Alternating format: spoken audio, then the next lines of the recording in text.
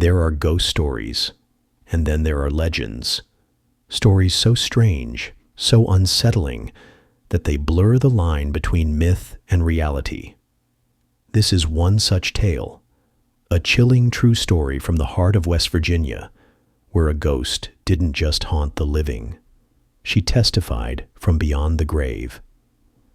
This is the story of the Greenbrier Ghost, the only case in American history where a spirit's testimony helped convict a murderer.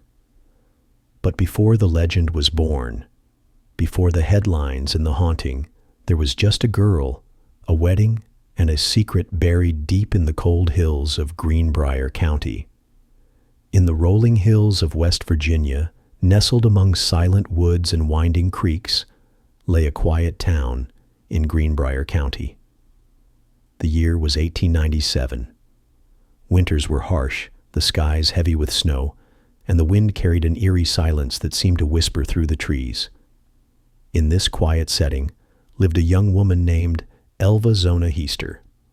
Known to most as Zona, she was kind, beautiful, and full of life. Her mother, Mary Jane Heaster, was a stern and spiritual woman, protective of her only daughter. Just a few months earlier, Zona had married a blacksmith named Erasmus Shue, who had recently moved to town. To everyone else he seemed strong and well-mannered, a man of few words but many charms. But to Mary Jane something felt off. She couldn't put her finger on it, but there was something in his eyes, something that made her uneasy. A shadow, maybe, or a hidden truth. Despite her mother's concerns, Zona seemed happy, or at least she pretended to be. She had moved into Erasmus's house not far from her mother's home, and was often seen doing chores, visiting the church, and going about her life quietly. But then, one cold January morning, everything changed. It started with a neighbor's boy. Erasmus had asked him to run an errand and check on Zona because she hadn't been feeling well.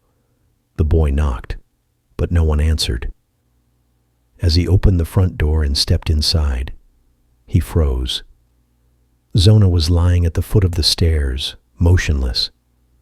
Her body was stiff, her face pale, and her eyes wide open in a haunting stare. Her hands were folded across her chest, and her head rested oddly to one side, as if twisted. Terrified, the boy ran for help. By the time others arrived, Erasmus was already at the house. No one knew how he got there so fast. He cradled Zona's body, weeping, refusing to let anyone near her.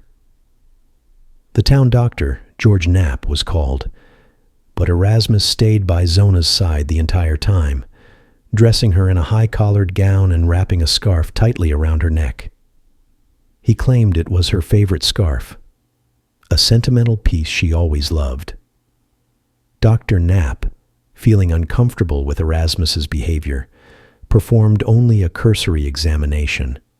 He noted some bruising, but Erasmus's grief and possessiveness made it impossible to inspect thoroughly. Eventually, the doctor concluded that Zona had died from everlasting faint, a vague term often used when the cause of death was unknown. Later, he would change it to childbirth complications, though no one had known Zona to be pregnant. Zona was buried quickly, her body lowered into the frozen ground while Erasmus stood silent. Many in the town felt something was off, but no one dared speak it out loud. No one, except Mary Jane Heaster. Zona's mother never believed the death was natural. She had sensed something wrong from the beginning. The scarf, the hurried funeral, her daughter's tilted head in the coffin. But the proof would not come through earthly means. It would come through the whisper of the dead. Mary Jane began to pray, not for peace, but for truth. She begged her daughter's spirit to return and tell her what had really happened. And then, on a moonlit night, her prayers were answered. Zona's ghost appeared. Not once, not twice, but 4 nights in a row. She stood at the foot of Mary Jane's bed, her form glowing faintly in the dark. At first she was silent. Then she began to speak. Her voice was cold, but clear. She told her mother that Erasmus was not the loving husband he pretended to be. He was abusive, cruel, and controlling. On the night of her death, they had argued. She hadn't prepared meat for supper, and in his rage, he grabbed her by the neck and broke it. Zona's ghost even described the exact details: the cracking of her neck, the pain, the cold darkness that followed. She said he had twisted her head until her neck was broken, and that is why it always lay tilted in the coffin. Mary Jane woke each time in shock, her heart racing. But the visions continued, vivid and consistent, each night revealing the same story. And then the ghost stopped coming. Mary Jane Heaster didn't wait. She went straight to the local prosecutor, John Alfred Preston, and told him everything. At first, he dismissed her claims as a grieving mother's hallucinations, but something in her voice made him pause. She was calm, determined, not hysterical. He began to ask around, quietly, carefully. The doctor admitted his examination had been incomplete. Neighbors mentioned Erasmus's strange behavior. And when Preston dug deeper, he discovered something else. Erasmus had been married before, twice. One wife died under mysterious circumstances. Another left him, claiming he was violent. That was enough.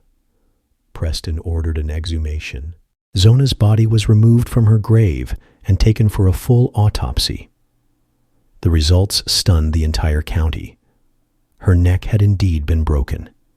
The evidence was clear. Her windpipe crushed, her vertebrae shattered. It was now a murder investigation. And all of it had started because a ghost spoke. The news of Zona's broken neck spread quickly through Greenbrier County. A storm of whispers swept through the town. People who had once stayed silent now began to speak. The truth had begun to unravel, and at the center of it stood a grieving mother and the chilling testimony of a ghost. Erasmus Shue was arrested and charged with the murder of Elva Zona Heaster. His calm demeanor shifted the moment the authorities confronted him. For the first time, he showed cracks in his character, anger, defensiveness, and a strange arrogance. In jail, he told fellow inmates that no one would ever prove he killed her. He believed he had gotten away with it. After all, who would take a ghost's word seriously? The trial began in June 1897. The courtroom was packed, not just with townsfolk, but with reporters and onlookers who had traveled from far and wide to witness the strange case. It wasn't just a murder trial.